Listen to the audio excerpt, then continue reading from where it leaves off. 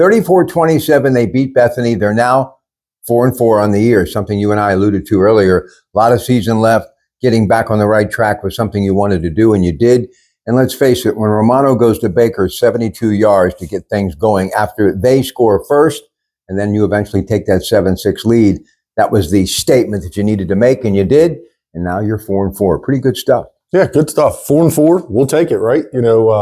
Guys have a lot of energy in the locker room, and we got the ball in some playmakers' hands, and they got in the open field and made some things happen. The receivers just really opened up the game for us, and then obviously the ground game is what we live on around here, and it just took off. Offensively, it was clicking. How do you feel to be 4-4? And look, that's not record setting, but man, it's just nice to be back on some common ground. Huh? Yeah, and a lot of it is how your schedule lays out, who your opponents are, when they fall, and all the coaches in the conference will tell you it's a grind no matter how it lays out. But I mean, also who gets hurt throughout the season? Defensively, you're playing without 4 starters that we started the season with, but young guys are getting opportunities. But it feels great. You're on even ground, and you got a 2-game season.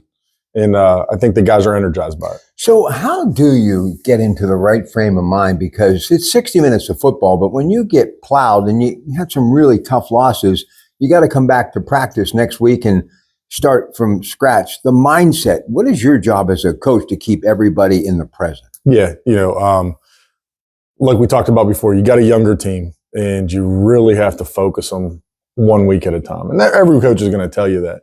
And it's very hard with some guys are 17, 18, 19 years old that are, half our team that started. And just to get them focused. Right now in the season, they're actually, a lot of them are playing longer seasons. This is the longest season to the point they've ever played in their lives. So Their bodies hurt, just the mental focus. And you constantly have to be on them about what's important right now. So Power Bowser Friday night lights action. Just spoke to my boss, our program manager, PJ Comanchic, and kind of expected it, but it's official. It will be Aliquippa and TJ, Coach Patrick and Coach Chirpek. That's the game we're carrying on Friday night. And of course, Quest for the Best on Thursday night, and those Coons Quality Food Sports reports all weekend, and the Coons Market Black and Gold Sunday show. The weather has been great. How can you, we're talking 77, 80 degrees right now. It's like our kids from the South are like loving it. They're like, wow, this is great weather. It's nicer here than this back home. No reason to not get out to a football game. And also, as you can see, I voted earlier today. It is election day. And it really is a significant day in our country's history, isn't it? Yeah, it is. It's important. You got to go out, no matter what side of the aisle you fall on, you got to go out and do your civic duty and go cast your vote, rally people around what you have common interest in, and get out there and vote. That's what's important. Politics, and I've covered both for a long time, remind me a lot of a football or a sports season.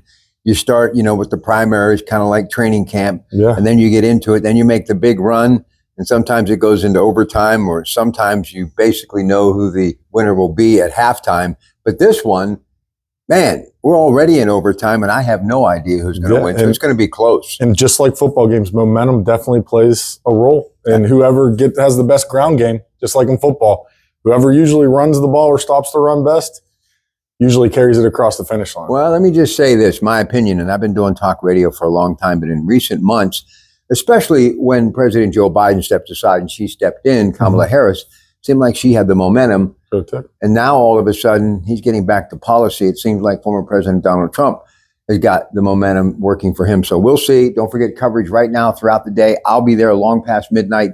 We're going to be pretty much live around the clock. KDKA 100.1 FM, AM 1020. All right, back to the rest of the season. Still football to be done. You can't really get too ahead of yourself after coming off of a nice win against Bethany, who's had their challenges too, because it's game time just a couple of days away. So you have to get back into that mental aspect of what lies ahead. Yeah, and really what you're looking at is you're looking at what did we do well from Bethany? What did we not do so well? How do we correct it?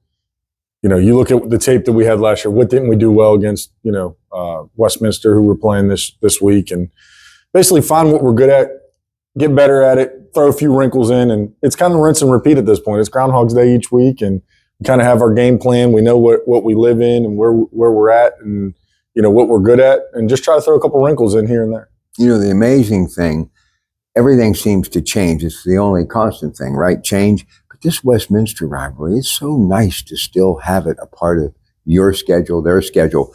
This may be the best rivalry that I think I've ever witnessed at college at this level. You know, when you have teams that are so local, I mean, they're a half hour, 35 minutes away. You recruit against each other.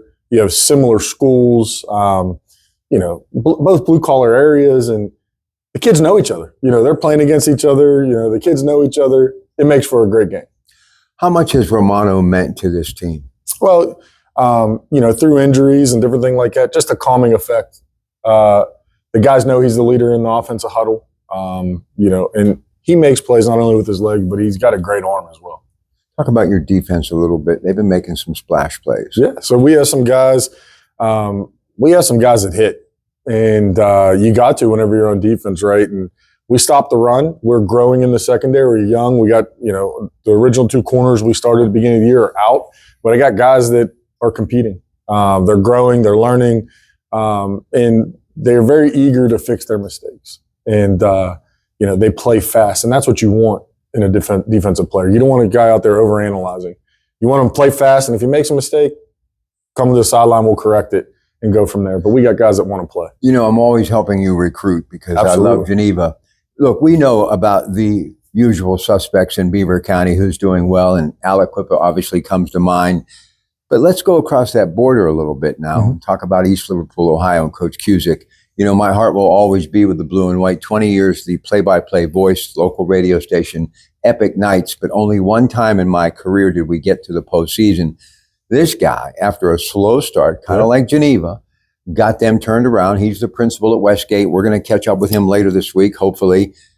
They are now going to have a home playoff game. That's awesome. Against Millersburg West Holmes. I mean, this is a remarkable story for this part of the country and that great school, wonderful tradition. And I know you recruit there a lot. Players who have matriculated from East Liverpool have played here.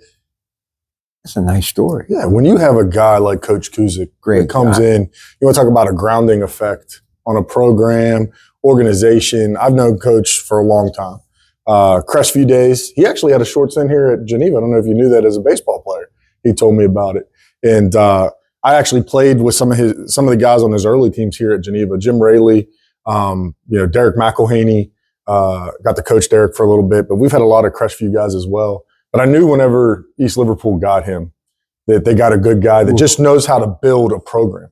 And whenever the school district invests in somebody like that, they're going to get a return on what their investment is. They got some players down there that might be interested in Geneva. We'll be there. I'll tell you, the one young man, this Kirby kid. Yeah. Woo. He can go. Yes, he can go. He can go. Before I let you go, Gino DeMarco not here today, but not to say that it's the be-all, end-all, but when I think of this wonderful place of higher education and obviously faith-based, he comes to mind 3 decades plus of his life. Mm-hmm. So even though you played for him and now you're his head assistant, you want the wins to go to obviously the team concept. You're out there trying to win one for the coach too. And that's nice because he is now 4-4 and nobody has grinded more than this guy year after year after year. We're actually sitting in one of the film rooms right now and coach has literally put years into this room. His life. Yeah. The amount of time he spent here, sacrifice from the family. I mean, there's not a guy that doesn't spend more time on detail, on practice script, on just how little things are going to go, whether it's a recruiting visit for a kid, whether it's a class schedule for a player that wants to change majors. The unique thing is guys don't understand, and other people outside the program don't understand how invested he is in each and every single one of these kids' lives, not just on the football field, how to make them better football players, but literally the whole person, total man. He totally lives it and totally believes it's his calling in life. Yeah, it is his calling, and hopefully he'll be around for a while, but no matter what he decides moving forward, he has been a gem. I mean, think about Gino and people like Joe Walton and Paterno. I mean, these guys that have given their life to the college, and Joe Pa had a chance to jump to the pros, and, you know, Joe Walton could have made great paycheck being an offensive coordinator, or maybe a head coach in the NFL again, but they just loved coaching football, kind of like Gino. And Gino could have said goodbye to this place years ago as well. So I think that's a testament of his true character, being committed to this program. And you too, a local kid, being committed to this program. And a lot of it has to do with what is not going on the playing field every week, but what's going on in the classroom here. There's only so many places that'll let you impact the way Geneva lets you impact. And I'm sure other small colleges the same way. And it's really, what type of life do you want for your – I mean, when I got into this early, Coach DeMarco told me, hey, if you want to move on to a higher level, I can help you get there. He said, but you have a young wife and you're going to start a family and you'll be moving every couple of years. There might be times when you're not with your family, you're not with your kids. And where do you want to live with it? And I was happy. This had everything I wanted. I'm a Beaver County guy. And he was the same way. You know, he went out and tasted the D1 thing when he was doing his GA. And, you know, Geneva was the perfect fit for him. And it still is right now. Listen, he recruited him a couple of times. He's been recruiting me forever. I'm not getting paid for this. I just like coming here, but especially on a day that I'm going to be working pretty much nonstop, I still have to make room for this guy because he just always has taken time for me. And the last thing, I've been around this game a long time in every aspect. Ego plays a part in everyone's life. But the thing that I admire about Gino DeMarco when it comes to passing credit, giving opportunities, it's not all about I'm the head coach. I am the coach of this team, and we are a team.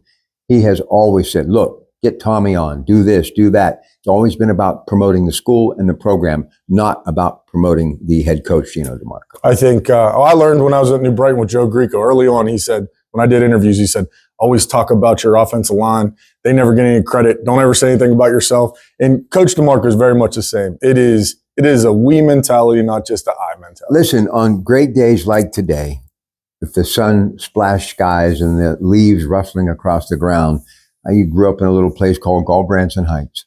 And we would be in the Smith's yard across the street from the young Joey Greco playing with Fumble Annie. There you go, Fumble Annie. Oh, yeah. So explain to the audience what you'll do much better, but explain what Fumble Annie is. Fumble Annie was an all-for-one football game, and whoever had the ball took off running with it, and you had an end zone at each end, and you would try to go until you got tackled and fumble the ball. And if you were going down, you could throw the ball up in the air, and everybody would chase after the ball, and you basically played until the lights came on. You went home. So. Listen, I remember we loved New Brighton so much back in the day, New Brighton, and I'd love to get one of these Hit Me Hit shirts was kind of like a cool thing that they would wear.